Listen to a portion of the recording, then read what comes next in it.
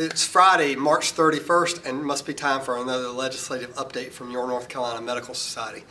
As we've been saying over and over, it's been a busy week. We're getting close to the end of bill filing, which means that all the great ideas are coming to a head and actually coming out to be seen. So we've already summarized a lot of bills on the legislative blog. I'm going to point you back there again because we've had as many bills as we summarized already have already been introduced again this week. So too many to go over today, but lots of information on the blog for you to see what ideas are being put out there, both budgetary-wise, scope-wise, health insurance-wise, all different kinds of ideas. Certificate of need bills being introduced as well. So lots on the blog for you to look at. Two big things that I will mention, well really three big things that I'll mention for you this week. The first is Dr. Mandy Cohen sat for her confirmation hearing with the Senate Health Care Committee this week. Lots of questions, but she seemed to do a very good job, got unanimous consent by the Senate Health Care Committee. So we would expect that the rest of her process, the nomination committee, as well as the Senate floor vote, would go very smooth from here. This was the first big obstacle and the one that I think everybody thought would be most daunting. In addition to that, right after that committee, the House Health Care Committee met, and they took up House Bill 243, the opioid bill or the STOP Act.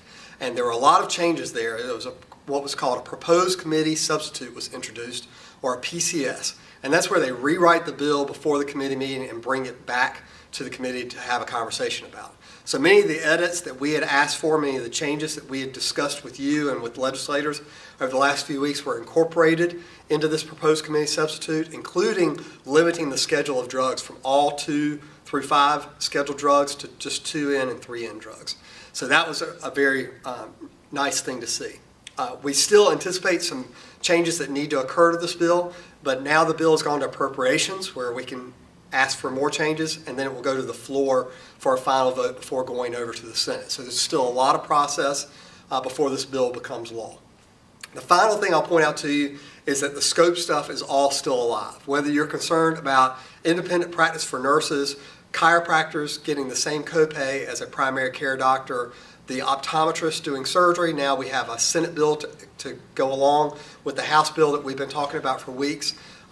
Scope is alive and well this year, and it's something that we need you to continue talking to your legislators about.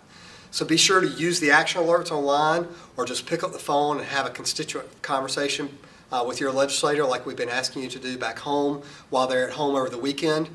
Everybody's gone home, so this should be a great time to try to get a hold of them. Do that this weekend, take action, and then look out next week for more information about all the new bills introduced and what we expect as we lead up to crossover deadline at the end of April. Have a great week.